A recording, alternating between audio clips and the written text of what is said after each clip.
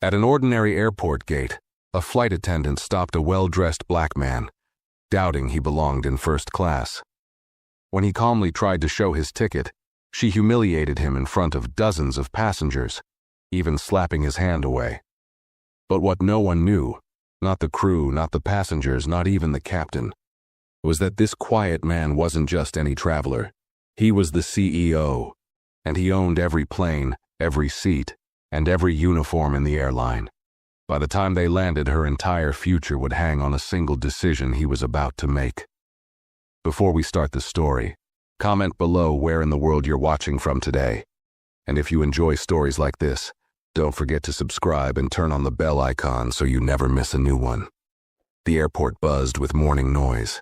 Luggage wheels bumped against the floor, people rushed in every direction, and the loudspeakers called out gate numbers over and over.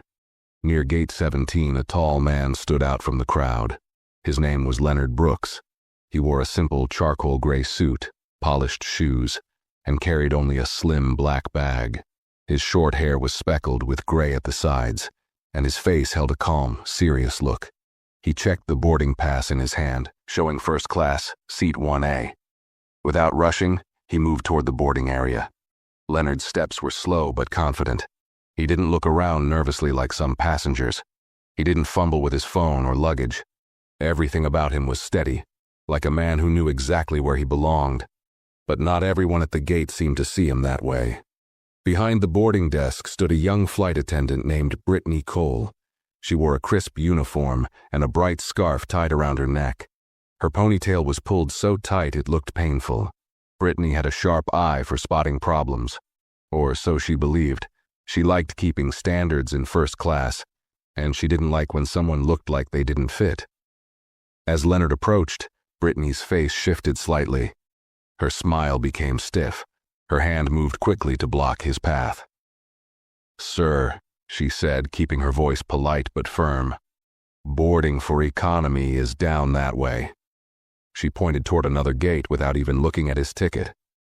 Leonard raised an eyebrow slightly. He held up his boarding pass in front of her face, his voice even and low.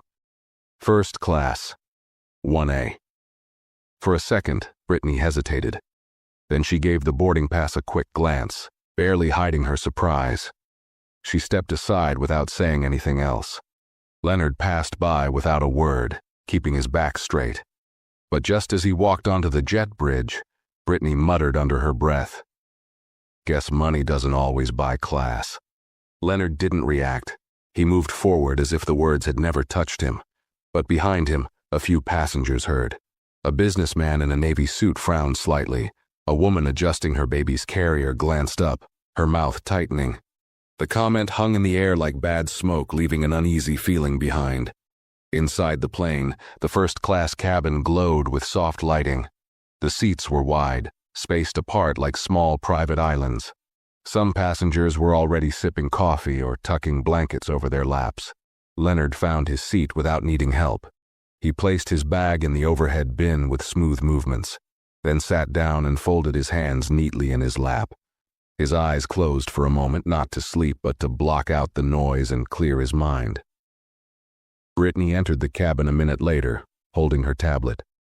Her eyes quickly scanned the rows until they landed on Leonard. Something about seeing him seated there unsettled her. She tightened her grip on the tablet.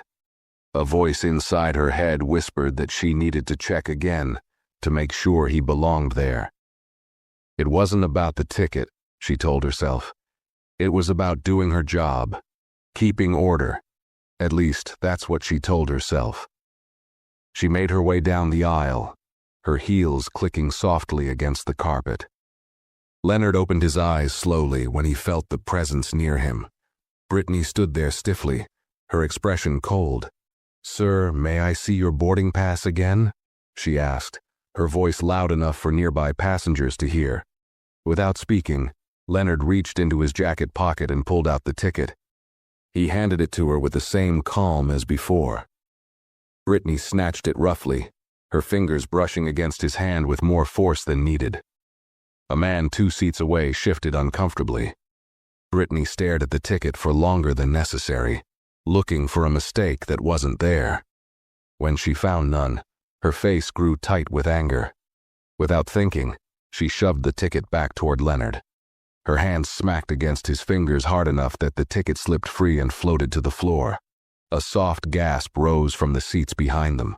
Leonard leaned down slowly, picked up the boarding pass, and straightened again. His face showed no anger, only a deep, silent patience that somehow made Brittany feel smaller than she ever had. "You have no idea who you just disrespected," Leonard said quietly. His voice wasn't raised. He didn't make a scene. But somehow, his calm words sounded louder than any shouting ever could. Brittany blinked, confused for a moment, as a heavy, tense silence spread through the cabin.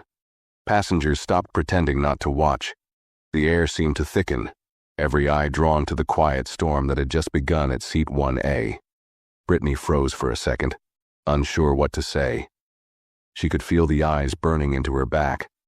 She quickly straightened her uniform, forcing a tight smile onto her face. "My apologies, sir," she said in a voice that sounded thin and false. "Just following standard checks." But even she knew her words didn't carry any real weight anymore. Leonard did not respond. He simply returned the boarding pass into his jacket pocket and turned his head away, as if Brittany no longer existed. The way he dismissed her without even raising his voice hit harder than any shouting could have. Brittany felt her cheeks burning, and for the first time that morning, a small crack appeared in her perfect professional mask. Trying to shake off the uncomfortable feeling, Brittany turned and hurried toward the galley at the front of the plane. She pulled the curtain shut behind her, pretending to check her tablet but really just needing a moment